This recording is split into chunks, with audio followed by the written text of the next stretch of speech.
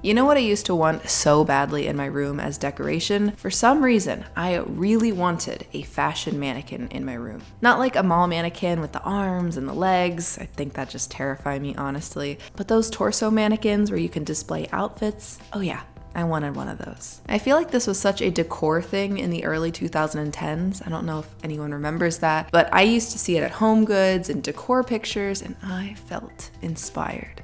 The problem is they are bulky and I never had space in my room to fit one, and so I told myself one day when I have my own place, you betcha I am gonna get that fashion mannequin. I imagined myself putting out my outfits for the next day on the mannequin so I could wake up and have it right there. It would be this cool and functional decor piece. A beautiful thought, huh? Well, I have my own place now. And you know what?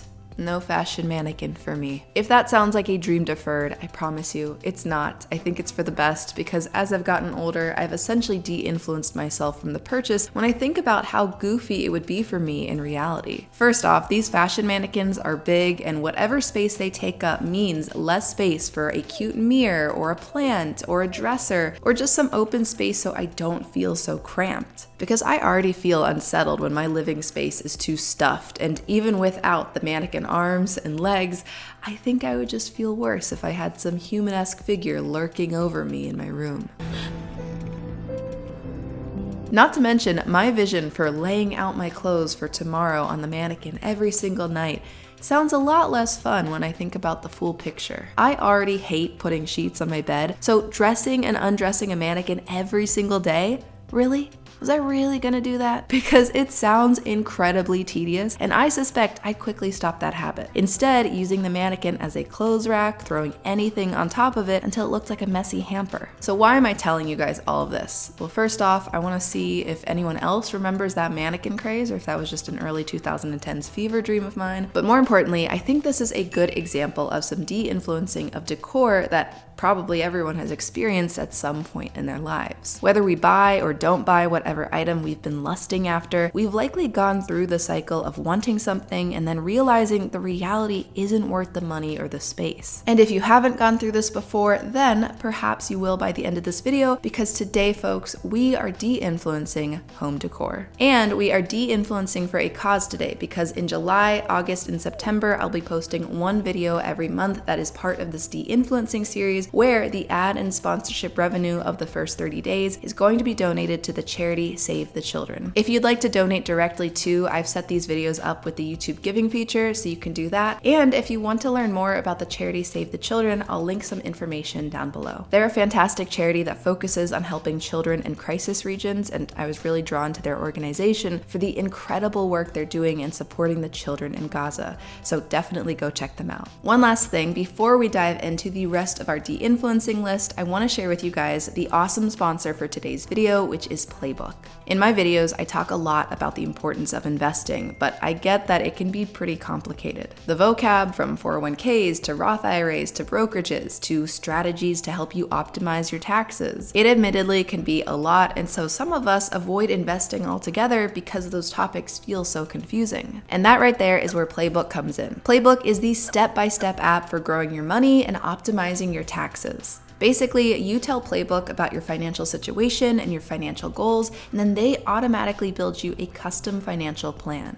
And these plans guide you through so many of the concepts that I cover on this channel and that I follow in my own personal finance life, from maxing out tax-advantaged accounts to building an emergency fund to investing with early retirement in mind. Playbook helps you create that path for yourself while also helping you automate everything so you can just set it and forget it. Overall, Playbook estimates it can boost net worth by $1.3 million. I think Playbook is genuinely such a great product to help people, especially higher earners with 9-to-5s, navigate their finances. So if you're interested in trying Playbook out for yourself, use the link helloplaybook.com/Cara for a free 7-day trial. Playbook is a subscription and it's a fraction of the cost of a traditional financial planner. So go check them out and see how you can be optimizing your finances. And thank you so much to Playbook for sponsoring today's video. All right, so we've already covered the fashion mannequin, but now we're going to resume our de-influencing list with quite a heavy hitter, something that might piss off any celebrities who are watching this, and that is the wildly famous cloud sofa. If you haven't heard of this couch before, consider yourself lucky because you have avoided the pangs of jealousy that me and the rest of the internet have felt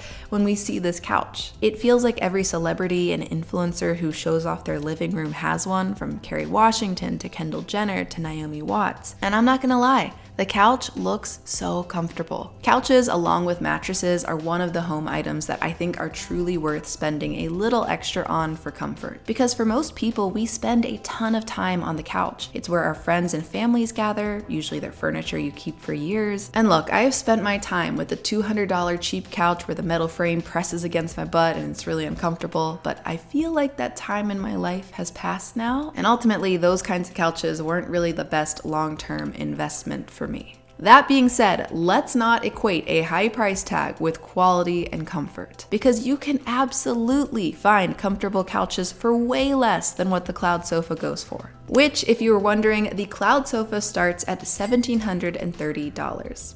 Not as bad as you thought, right? I think it's actually kind of reasonable. Oh wait, sorry, that's just for one piece of the sofa. A single armless chair module starts at $1,730, while a corner piece will be at least $2,260 each. And that is just to start, because you can customize it with color and fabric or make it more deep set, all of which is gonna cost you extra. Altogether, let's say you go for a 6-piece modular sectional. That's the same type of couch I have, but from Costco. The starting price would cost you over $10,000.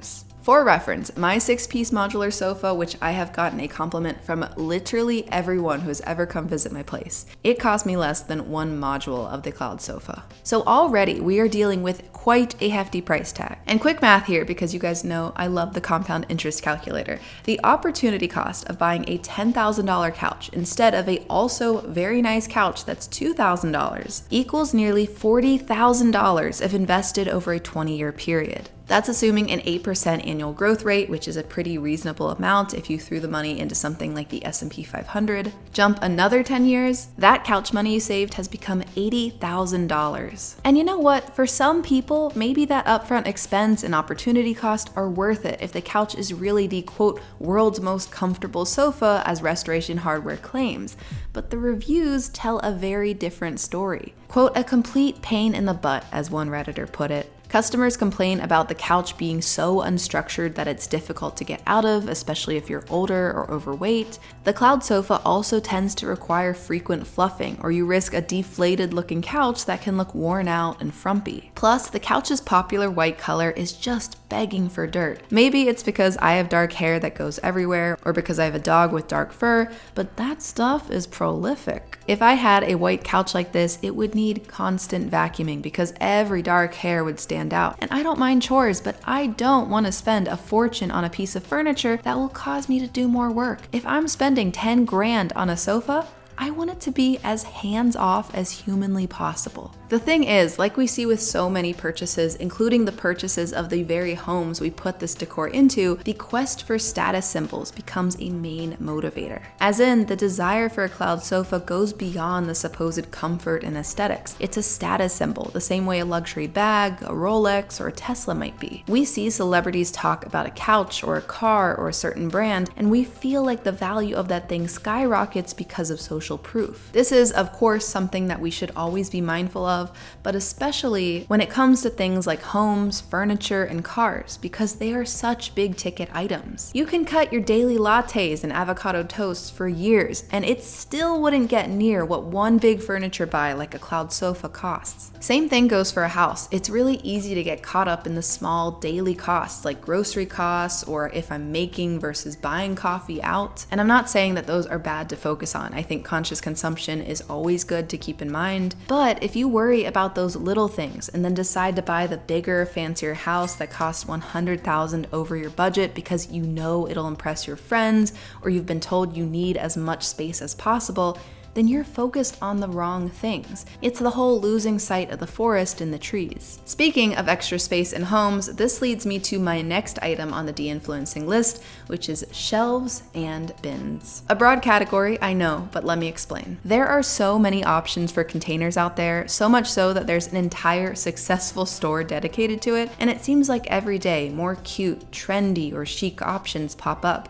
We think to ourselves, oh, that'd be perfect. It's cute and I could finally put blah blah blah up there. Or maybe we don't even know what we'd put in our containers and shelves. We just know it'd sure be nice to have that extra surface area. That, my friends, is the problem, at least to me. Because my theory, and I talked about this in a recent video I think, is that we hoard things in the vein of the if I fits, I sits cat meme. Meaning that if we find empty space, we're gonna find a way to fill it. With clothes, with knickknacks, with junk that we really don't want or need. We will buy and keep all these things simply because we have the space, and an empty space feels odd to us. So for every shelf, storage bin, or basket you buy, you leave more room to accumulate items that you'll eventually have to move, or regularly clean, or give away at some point. In many ways, every shelf or container you buy for your house is just you giving yourself extra work to do, which is why I say avoid as much as you can. Have a few select storage areas for the must-haves, but don't feel like you need floor-to-ceiling shelves in every room or stacks of bins in every closet. Just think about all the dusting. And same goes for the extra square footage in a house. Just remember that every single extra room that you buy or square foot, that's going to be empty space that you feel compelled to fill with furniture. And furniture ain't cheap, even if you're avoiding the cloud sofas of the world. And like with the shelves, every extra square foot is also an extra area that you'll have to keep clean, which is just saddling yourself with more weekly chores. In my opinion, make your life easier and just err on the side of minimalism. And piggybacking off the shelves topic, my next de-influencing victim is aesthetic knickknacks. I already can see this being very controversial in the comments because there are a lot of very cute knickknacks out there. From funky empty vases to animal statues to decorative empty boxes, every HGTV redecorating episode seems to have some portion dedicated to adding random items on the shelf that are there purely for the aesthetics. And you know what? It works. They look gorgeous. But I'm gonna argue here that we don't need to do this. Now, I'm down for having things on shelves, don't get me wrong. To me, they're best when they're meaningful. Maybe some items you picked up over your travels, some photos of your family, or a plant you take care of. I also like art, especially art that I or a friend has made. So I wanna be clear, I'm not saying that we all need to have barren walls and shelves.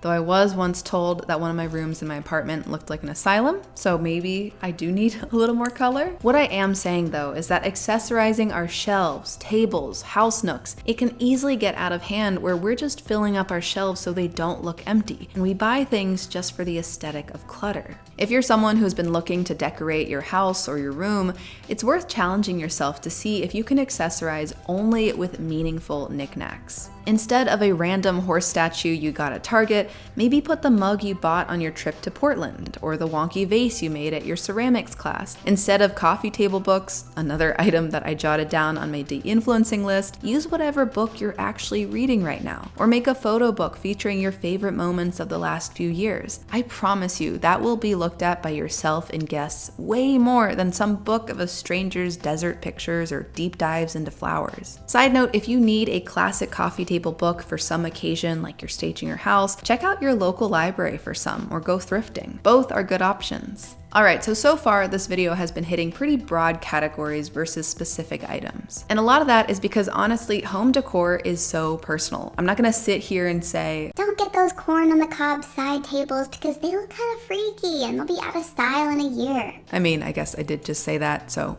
I'm sorry for anyone who has one of those. But the thing is, if you like those corn side tables or something else, then that's your style and that's awesome. If it's functioning as a table that you need, who am I to say it shouldn't be corn shaped? Why not? That being said, I will pick on one specific item that I came across when I was researching for this video, just because I found it kind of amusing and I feel like it represents some larger issue I want to get at. The item is a levitating light bulb lamp. Very spooky, I know. I feel like Phil Dunphy would be a big fan of this lamp. Someone who knows the science, time to flex in the comments and explain what's going on here. But it's cool, right? The lamp is literally floating midair, and it'd definitely be a conversation starter when people come over. But then what? It's cool for a bit, but if the motivation for the buy is because of a fleeting desire, chances are the enjoyment and satisfaction for the item will also be fleeting. It'll become another item collecting dust or filling up your closet storage containers once you find a newer and cooler item to swap it out with. To me, the levitating light bulb lamp represents these kinds of ultra trendy and quirky items that go super viral, so you end up impulse buying them, and then they get added to the ever-growing museum of outdated micro trends in your house. Instead, find something that can be a foundational piece of decor for the years. You'll end up with less junk over time, more money in your pockets, and more likely a more cohesive style. And with that, let's close out this video with the last victim of our de-influencing hit list for today. It's another general category, but the passion runs deep here, and that is throw pillows. That's right, these pillowy demons that swarm you like a mosquito on a hot day. I'm not against all throw pillows, to be clear. I love a good pillow. I sleep with multiple pillows. I think some pops of color can be so fun, but my gosh, do some places go overboard to the point where you can't sit or lay down because there are so many throw pillows. I recently stayed in a house with my family where the bed that I stayed in had 3 rows of pillows on it. The first row were the pillows that you actually plop your head onto, but the other 2 were purely decorative. They were way too plump and firm for sleeping on, the covers had uncomfortable textures, and so I ended up throwing them on the floor so I had room to just lay down. That to me is getting a wee bit ridiculous. What do you mean? I mean, you're the only one who sees them, but you don't sleep on them. I say get a handful of decorative pillows for your bed and couch, make sure they're comfy and there aren't too many, and then if you want to ever swap styles, get different covers so you can change them out. But please, for the love of comfy sitters everywhere, do not flood your home with throw pillows. You don't need that many. But what do you think? Are you a throw pillow lover? Is there something else that should be de-influenced in the home decor world? Let me know in the comments below and what topics you'd like to see me cover next. Also, if you liked this subsection of de-influencing home decor, let me know in the comments because we can always do a part 2. Thank you so much to my patrons on Patreon and those who donate on Buy Me a Coffee for always supporting this channel. I really, really appreciate you guys and it means a lot. And thank you also for just watching and subscribing. I just hit 200,000 subscribers this past week, which is insane, and I just appreciate all of you guys so much in this community that we're building where we talk about conscious consumption and good money habits and intentional living. It's really amazing to see. So thank you for being here, thank you for getting this far, and I will see you next time. Bye.